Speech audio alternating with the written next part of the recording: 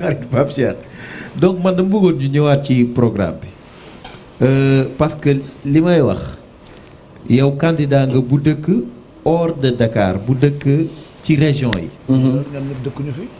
désenclavement par exemple tey Dakar toll na foo xamante ni nit dana liggéey ba wàcc 17h toog bureau ba 20h parce que ci lay xalaat ni mën naa dawal otoom dellu këram parce que day jàpp ni bu ko taalee 17h mën naa nekk ci embouteillage bi presque ba 22h du egg këram mu jaral ko presque mu maye 3 heures de temps d'heure supplémentaire pour ñibbi donc tey ban politique nga xalaat pour désenclaver pour que vraiment ñu désenclaver beneen bi mooy cumul de mandat dafa nekk problème bu réel ci Sénégal moment bi nit ñi amul liggéey wala jeunesse bi amul liggéey nit mën a boole mandat yu bari boole ko moom benn nit ñu gis ci ay cumul de fonction disons même cumul de mandat sax am na parce que député maire même am na ay mandat yu bari yu ñuy boole yoo xam ni warul sax ànd parce que mën nga yor yenn mandat yi mu tere laa exercer beneen mandat bi mais cumul de fonction même tamit bu ñu ko boolee loolu lépp tey ban proposition nga ciy def beneen bi mooy wàllu diplomatie boobu ba léegi bi ñuy waxtaan démb nit daf ma interpellé damay dégg bi ngeen di waxtaan ba léegi laaloo leen ñun diplomate yi mu ni suñu corps dafa am spécialiste dafa am lu mu laaj mais presque léegi dañuy dindi diplomate yi di ko xaw a politiquer ba xaw koo yàq mu am lu muy jur ci wàllu diplomatie ba da ngay seetlu léegi dañuy jël ay nit yu retraité bu ñu bëggee maanaam am fu ñu leen wéer rek pour après seen retraite ñu jox leen ay poste ambassadeurs yoo xam ni c'est tellement stratégique par rapport ak loolu ban liggéey nga ci xalaat ci sa biir programme. Je commence par cette question. Il faut aussi qu'on soit réaliste. Le poste d'ambassadeur ne doit pas être dévolu uniquement aux diplomates de carrière. Il faut qu'on soit sérieux. Les premières générations de diplomates bi ñuy ubbi ambassade Arabie Saoudite. naam. il faut qu'on soit sérieux loolu tàmm la wala la. non waxuma ko ci yow de. ah ok waaw. non bàyyil dem wala da ngay sotal buuba. non je dis.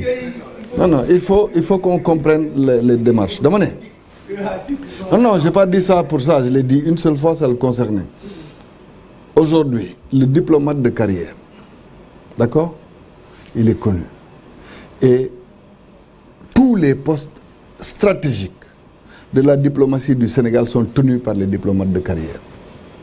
Maintenant nag réew mi mën na soxla ambassadeur Arabie Saoudite yaakaar ni peut-être dans son personnel administratif, il n'a pas un diplomate qui parle arabe mu choisir yóbbu fa kenn parce que ci selon les intérêts des pays mun nga créer benn relation bu gën a fluctuante moo waraloon dans beaucoup de pays où c'est l'arabe et cetera nous avons vu une génération sans qu'il ne soit des politiciens yi nga xam ne ils ont exercé là-bas mais vous avez connu beaucoup de grandes autorités françaises qui sont devenues des ambassadeurs après.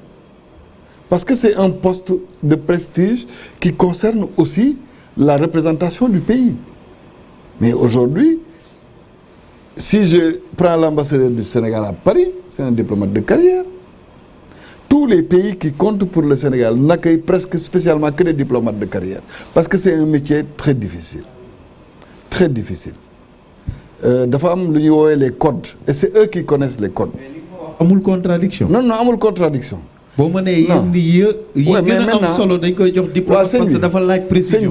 sëñ bi xam nga fii dañ lay wax rek sama papa Bekkaay Diop bu Kolda bi muy nekk ministre de l'intérieur xam nga lan lañ ko doon ŋàññee fii déggul olof baal ma ci kàddu gi c'est la réalité aussi il faut oser affronter la réalité en face parce que le ministre de l'intérieur moom mooy représenter njiitu réew mi ci événement religieux yi mais événement religieux yu gën a mag ci réew mi wolof la ñuy làkk mu nekkoon gàllankoor ci moom et vous avez entendu ça quand même donc si un président pense que Arabie Saoudite war naa fa mun yóbbu ku dégg arabe wala ku làkk arabe mais il faut le lui concéder quand même c'est pas ça j'ai dit stratégique laa wax maintenant il y a d'autres enjeux Encore qu'on Il faut parle qu'on de comprenne. diplomatie Maintenant, économique aujourd'hui. l'autre question, Balma, je prône le développement par les territoires.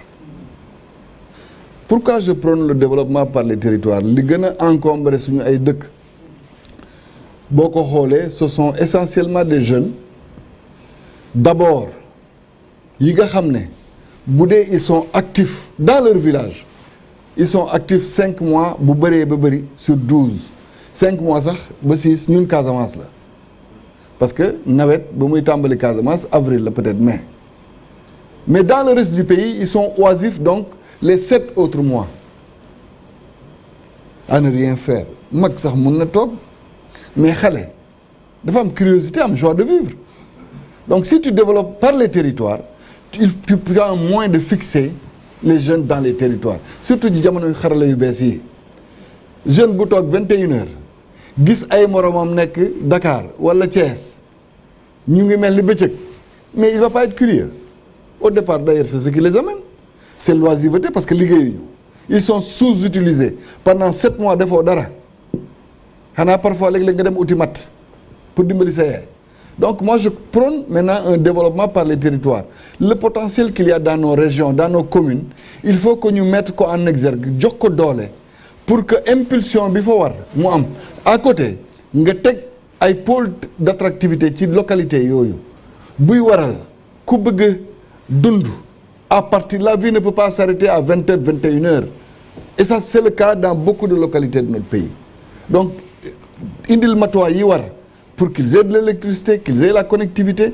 Moi, j'habite une région, la Casamance naturelle d'ailleurs, c'est valable aussi pour l'ancien Sénégal oriental, Tambacounda, Kédougou. Suñu gox yi, quand vous êtes dans la ville, vous avez du réseau téléphonique, réseau internet. Quand vous sortez, vous n'en avez pas. C'est la 2.5. Hein? 2.5G. waaw 2.5 nga koy tuddee. Voilà. Non, doo am internet, doo am sax parfois réseau pour woote wala wuyu. Mais cette fracture-là, vous voulez que les gens restent comment avec? Donc, il faut créer une attractivité dans les territoires. Ça ne passe pas par ça doit passer par un renforcement de la politique de décentralisation, mais par la définition de programmes spéciaux. Les programmes spéciaux permettent d'investir tout de suite. Ah mooy ay matuwaay yu nga xam ne ñàkk na ci seen i gox ñu def ko pour que mu mun fixer nit ñi ba pare nag l'économie est un autre facteur pour fixer les gens. La question de la mobilité, mais c'est normal.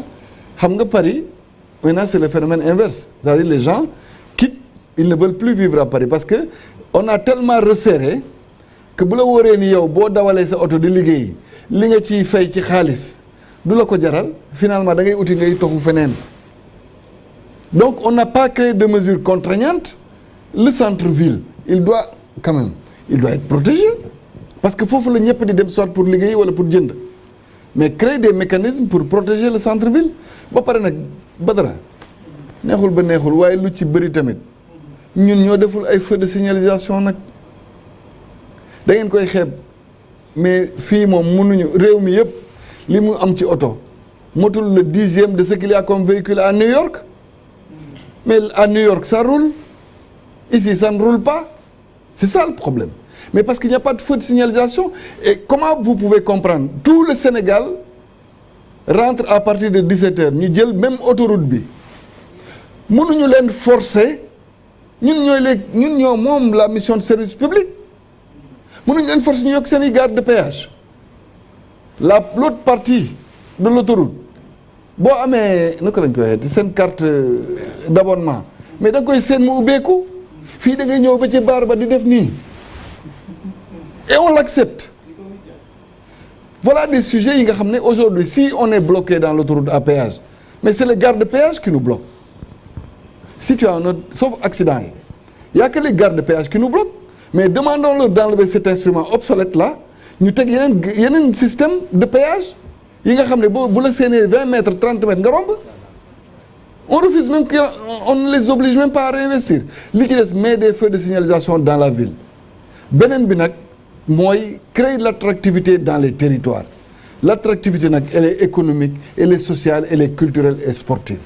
boo ko defee les gens auront envie d'être chez eux et ils vivront heureux chez eux. Voilà, justement sportif boobu noonu bëgg naa ci ñëw sa programme sportif c'est important parce que vous êtes sans doute un amoureux du sport hein, notamment le football on se rencontre dans les stades lan mooy sa programme sportif surtout ci élection yi ñu jëm. Le sport est la